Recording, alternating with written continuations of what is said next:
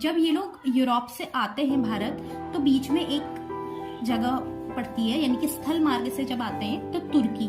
और तुर्की में उस टाइम पे क्या हुआ था, उस्मानिया सल्तनत का राज था और उसने क्या किया था, उसने वो रास्ता बंद कर दिया था। यानी कि तुर्की ने क्या किया, वो पूरा का पूरा रास्ता क्या कर दिया, ब्लॉक कर दिया, बंद कर दिया मार्ग। तो अब वो वहां से आ नहीं सकते थे, तो इसीलिए उनको जरूरत पड़ी कि एक अनदर मार्ग की। और जो वो अनदर मार्ग था वो था थ्रू सी, ठीक है, कि वो किसके थ्रू आ सके, समुद्र के थ्रू आ सके। तो उसी में सबसे पहले जो आते हैं वो आते हैं पुर्तगाली, ठीक है। तो आज हम पढ़ेंगे पुर्तगालियों के बारे में, ठीक है। तो जो सबसे पहला पर्सन था पुर्तगालियों में, जो सबसे पहले हम क्रम को देख लेते हैं कि किस क्रम से जो यूरोपीय थे वो कौन कौन आए। तो सबसे पहले जो क्रम में आए वो आए पुर्तगाली, जो कि हमारा टॉपिक भी है, ठीक है। सबसे पहले कौन आए, पुर्तगाली आए।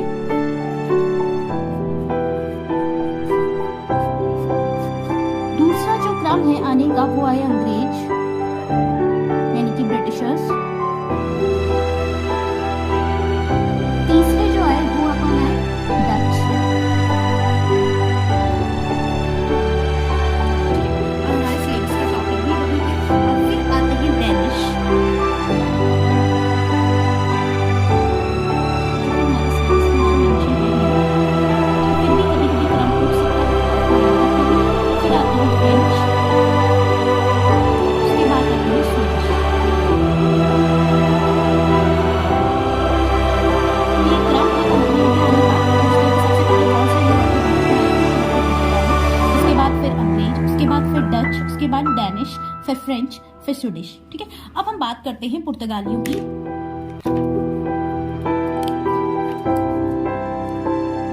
पुर्तगालियों की अगर बात की जाए,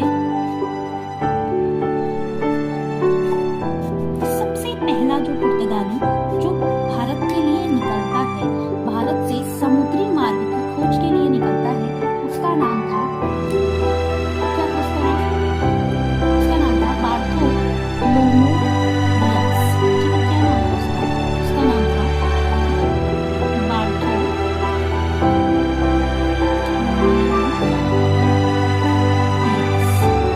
क्या नाम था, बार्थोलोम्यू डियास। इसका फर्स्ट पर्सन, इसने क्या किया, जिसने कोशिश की समुद्री मार्ग को खोजने की, लेकिन ये खोज नहीं पाया। यूरोप के लिए सबसे पहले समुद्री मार्ग को खोजना,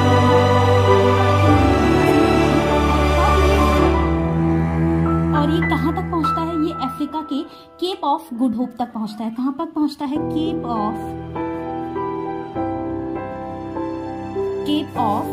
गुड होप्स।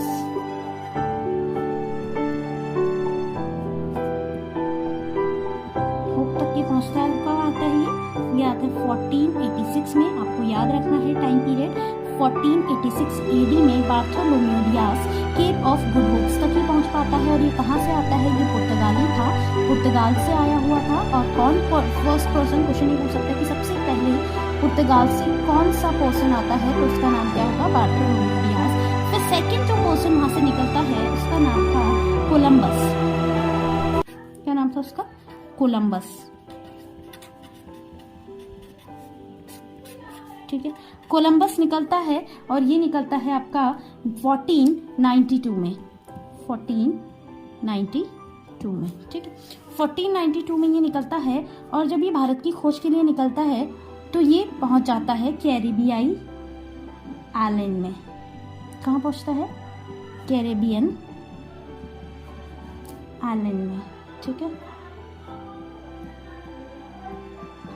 आइलैंड में ये पहुंच जाता है, कैरेबियन आइलैंड में। और उसी को ये भारत समझता है और वहां पे क्या करने लगता है, मसाले खोजने लगता है। लेकिन वो भारत तो था नहीं, वो क्या था, अमेरिका था। तो इसलिए उसको वहाँ मसाले मिले नहीं। तो उसको समझ में आता है कि वो किस तरफ आ गया है, पश्चिम की तरफ आता है। और उसी ने उसको नाम दिया वेस्ट इंडीज, ठीक है। क्या नाम दिया इसने, वेस्ट इंडीज। और अगर आपसे पूछा जाए कि अमेरिका की खोज किसने की थी, तो आंसर क्या होगा, कोलंबस ने। कब की थी, 1492 में। क्लियर है इतना, ठीक है। फिर नेक्स्ट आपके पास आता है, थर्ड वन इज, क्योंकि आपको याद रखना है, that is Vasco da gamma.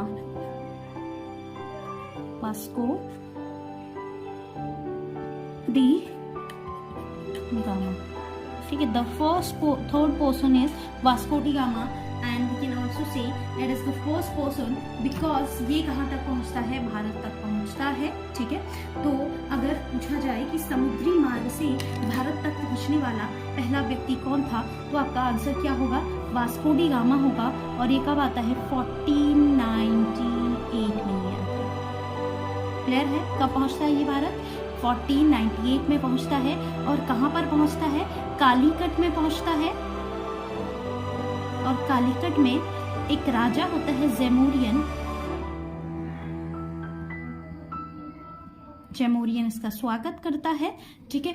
और कभी कभी ये भी पूछा जाता है कि इसकी हेल्प किसने की थी। अरब सी में, अरब सागर में इसकी मदद एक गुजराती व्यापारी करता है जिसका नाम होता है अब्दुल मजीद, ठीक है। क्या नाम था, अब्दुल मजीद। अब्दुल मजीद वो पर्सन था जो इसकी क्या करता है, हेल्प करता है। किसकी हेल्प करता है, वास्को डी गामा की। कहाँ पर, अरब सागर में इसकी मदद करता है। कहाँ पहुँचने के लिए, भारत पहुँचने के लिए। तो क्वेश्चन क्या बनेगा, क्वेश्चन बनेगा कि भारत समुद्री मार्ग से भारत पहुँचने वाला पहला पर्सन कौन था, वास्को डी गामा था। कब पहुँचा, 1498 में पहुँचा। कहाँ पहुँचा, कालीकट में। और कालीकट में वहाँ का जो राजा था जेमोरियन, इसका वेलकम करता है, इसका स्वागत करता है। और अरब सागर में इसकी जो मदद करता है वो करता है अब्दुल मजीद, ठीक है। इतनी बातें क्लियर है, ठीक है। हमने क्या क्या चीजें देखी अभी तक, हमने देखा यूरोप से भारत कौन कौन सी कंपनी आई, उनका क्रम क्या था, कौन कौन पर्सन आए, उनका क्रम क्या था। तो सबसे पहले था पुर्तगाली, उसके बाद थे अंग्रेज, उसके बाद थे डच, उसके बाद थे डैनिश, फिर थे फ्रेंच और फिर क्या थे, स्वीडिश, ठीक है। ये क्रम आपको याद रखना है, कभी कभी पूछ सकता है। उसके बाद हमने सबसे पहले पढ़ा कि जो पुर्तगालियों में आए थे वो सबसे पहला पर्सन कौन था जिसने समुद्री मार्ग की खोज करने की कोशिश की थी। तो हमने बोला कि सबसे पहला पर्सन था बार्थोलोम्यू डियाज, लेकिन ये भारत तक नहीं पहुंचता है। ये अफ्रीका के कहाँ तक आता है, केप ऑफ गुड होप्स तक ही पहुंच पाता है, ठीक है। और ये कब आता है, 1486 में ये आता है। उसके बाद जो आता है आपका सेकेंड जो पर्सन था वो कोलंबस था। कोलंबस क्या करता है, पश्चिम की तरफ चला जाता है और वो कहाँ पहुंचता है, कैरेबियन आइलैंड्स में पहुंचता है। और उसने क्या करी थी, अमेरिका की खोज करी थी। उसने भारत नहीं पहुंच पाता है, वो कहाँ पहुंच जाता है, अमेरिका। तो हमसे क्वेश्चन पूछ सकता है कि अमेरिका की खोज किसने की थी, तो हमारा आंसर होगा किसने करी थी, कोलंबस ने करी थी। उसके बाद जो थर्ड पर्सन था जो इंडिया तक पहुंचता था वो था वास्को डी गामा। कब ये भारत पहुंचा था, 1498 में ये भारत पहुंचा था। और भारत में ये कहाँ पे उतरता है, कहाँ पर पहुंचता है, कालीकट में पहुंचता है। इसका स्वागत किसने किया था, जेमोरियन ने करा था। और इसकी मदद किसने करी थी, अरब सी में, तो वो करी थी अब्दुल मजीद ने, ठीक है। तो सबसे पहले अगर पूछा जाए कि भाई पुर्तगाली कंपनी यहाँ पे कब बनी, या पुर्तगाली कंपनी कब बनी थी और उसका नाम क्या था, तो आपके पास आंसर होगा स्टाडो द इंडिया।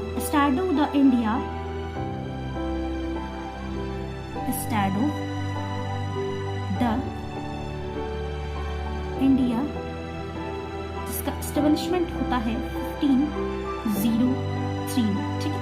1503 में ये कंपनी बनती है। ये कैसी है, एक पुर्तगाली कंपनी है और एक गवर्नमेंट कंपनी है, ठीक है। तो सबसे पहले होता क्या है, सुनिए, स्टोरी सुन लीजिए पहले। जो वास्को डी गामा था वो भारत से वापस जाता है और वहाँ से बहुत सारे मसाले लेके जाता है, ठीक है। और इसको उन मसालों को यूरोप में बेच के बहुत ज़्यादा फायदा होता है, क्योंकि वो यहाँ से बहुत कम रेंज पे उनको लेके जाता है और बहुत ज़्यादा प्राइजेस में वहाँ पे वो बेचता है। तो उसको बहुत सारा मुनाफा होता है, ऑलमोस्ट 60% का उसको मुनाफा होता है। तो उसके बाद वो क्या करता है, वो सोचता है यार कि क्या करा जाए, इंडिया में एक कंपनी खोली जाए, ठीक है।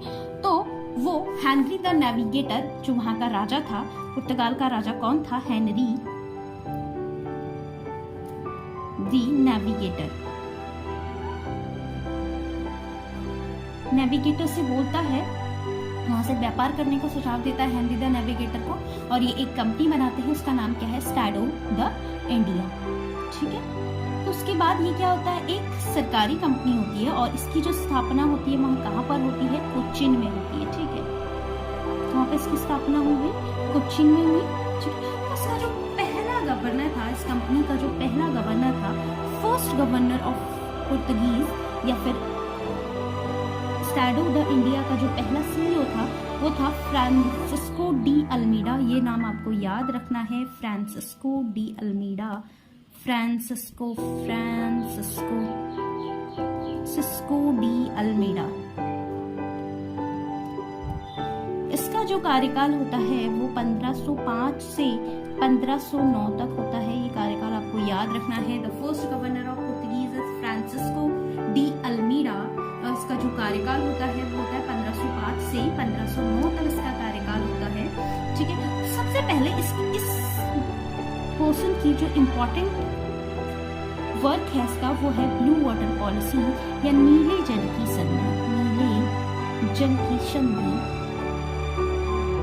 नीले जल की संधि, नीले जल की नीति, नीले जल की नीति, ये आप बोल सकते हो ब्लू वाटर पॉलिसी। तो आपसे पूछ सकता है कि ब्लू वाटर पॉलिसी को किसने दिया था, तो ये कंसेप्ट किसने दिया था, ये था फ्रांसिस्को डी अल्मेडा की ये नीति थी। और ये नीति क्या थी, ये नीति कुछ नहीं थी, उस टाइम की जो नेवी थी ना, जो पोर्तुगीज थे उनके पास बहुत स्ट्रॉन्ग नेवी थी। और ये इन लोगों ने क्या किया कि ये लोग चाहते थे कि पूरा का पूरा जो सी एरिया है, यानी कि सी में ये पूरा का पूरा क्या कर ले, अपना आधिपत्य स्थापित कर ले। इसीलिए इन्होंने क्या किया, जो तटीय एरिया थे उनको अपने कब्जे में लेना स्टार्ट कर दिया। वहां पर ज्यादा से ज्यादा किले बनाने स्टार्ट कर दिए ताकि ये क्या कर सके, ताकि ये अरब सागर पर बेहतर नियंत्रण बना सके। तो ये इनकी ब्लू वाटर पॉलिसी थी। ठीक है, उसके बाद फिर नेक्स्ट जो आता है वो आता है फ्रांसिस्को डी अल्बुकर्क। ठीक है, सेकंड जो गवर्नर होता है वो होता है आपका अल्फांसो डी अल्बुकर्क। ठीक है, जो अल्बुकर्क होता है वो भी बहुत इम्पोर्टेंट गवर्नर होता है, बहुत इम्पोर्टेंट सीनियर होता है। इसी को भारत में पुर्तगाली कंपनी का वास्तविक संस्थापक कहा जाता है। So the second important governor is Alfonso de Albuquerque. और इसका नाम, इसका जो टाइम पीरियड होता है वो होता है 1509 से 1515 तक इसका होता है। तो इसको क्या बोला जाता है, इसको बोला जाता है real founder of Portuguese in India. ठीक है, वास्तविक संस्थापक इसको बोला जाता है। वास्तविक संस्थापक ये था, किसका वास्तविक संस्थापक, जो स्टार्टो द इंडिया यानी कि जो पुर्तगाली कंपनी थी उसका, या पुर्तगाली कंपनी का वास्तविक संस्थापक कौन अगर पूछे तो आपका आंसर क्या आएगा, अल्फांसो डी अल्बुकर्क। ठीक है, ये क्या करता है, सबसे पहले ये 1510 में, बहुत इंपॉर्टेंट है आपको याद रखना है, 1510 में बीजापुर से गोवा को छीन लेता है। जो बीजापुर का जो सुल्तान होता है उससे गोवा को ये छीन लेता है। ठीक है, उस सुल्तान का नाम क्या होता है, यूसुफ आदिल। यूसुफ आदिल से, कौन है यूसुफ आदिल, बीजापुर का सुल्तान है, बीजापुर का शासक है यूसुफ आदिल। उससे ये गोवा को जीतता है। कब जीतता है 1510 में। उसके बाद 1511 में ये क्या करता है, मलक्का में अपना अधिकार कर लेता है। जो मलक्का जल संधि है, मलक्का जल संधि पे अपना अधिकार कर लेता है। उसके बाद फिर ये 1515 में कहाँ अधिकार करता है, हरमुज पे अपना अधिकार कर लेता है। ठीक है, 3 बातें आपको बहुत इंपॉर्टेंट है, ये सारी की सारी बातें आपको याद रखनी है। अल्फांसो डी अल्बुकर्क से, जिसको क्या बोला जाता है, रियल फाउंडर बोला जाता है या वास्तविक संस्थापक इसको बोला जाता है पुर्तगाली कंपनी का। सेकंड वन इज 1510 में इसने क्या किया था, गोवा को जीता था। किससे जीता था, बीजापुर के सुल्तान यूसुफ आदिल से इसने जीता था। उसके बाद 1511 में ये मलक्का जल संधि पे अपना अधिकार कर लेता है और 1515 में ये हरमुज पे अपना अधिकार कर लेते हैं। Is that clear? ठीक है, उसके बाद अगला जो है, अगली जो हमने बात करनी है वो बात करनी है, इनका भी हेडक्वार्टर कहाँ था, कोच्चिन में था। ठीक है, तो 1530 आते आते इनका जो हेडक्वार्टर होता है वो कहाँ पे ट्रांसफर हो जाता है, गोवा में ट्रांसफर हो जाता है। ठीक है, 1530 में हमने गोवा बोला तो 1530 में ये गोवा क्या बन गया, इनका हेडक्वार्टर बन गया। और किसने बनाया इसको हेडक्वार्टर, नीनो डी कुन्हा ने। किसने बनाया, एक नया गवर्नर आ जाता है, नीनो डी कुन्हा। ठीक है, नीनो डी कुन्हा। देखो हमने इनिशियली बात करी थी कि जो इसका फाउंडर था, इनिशियली जो यहाँ पे आया था, कौन सा पुर्तगाली आया था, वास्को डी गामा आया था। सबसे पहले कब आया था, सबसे पहले जो वास्को डी गामा आया था वो आया था 1498 में, 1498 में आया था। उसके बाद वो दोबारा आता है 1503 में आता है। ठीक है, और उसके बाद वो आता है आपका 1524 से 25 के आसपास, और यहीं पे 1525 में उसकी क्या हो जाती है, मृत्यु हो जाती है। ठीक है, वास्को डी गामा की डेथ कहाँ पे हुई थी, भारत में ही हुई थी, और कब हुई थी, 1525 में हुई थी। ठीक है, इतनी बातें समझ में आ गई।